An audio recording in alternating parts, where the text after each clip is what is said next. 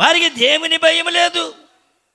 ఏమండి, అంతకుముందు ఏలినటువంటి యోసేపు తెలియదు, యోసేపు యొక్క కుటుంబము తెలియదు, యాకోబు తెలియదు, ఏమీ లేదు. ఎలాగైనా సరే వీళ్ళని అణచాలి. నిన్ను అణచాలి అనుకునేటప్పుడు నీ వెనకాల బ్యాక్గ్రౌండ్ చూడాలి.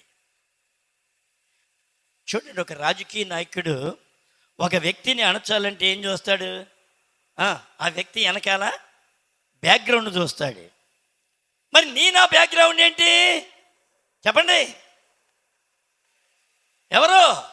సజీవుడైన క్రీస్తు ప్రభువే.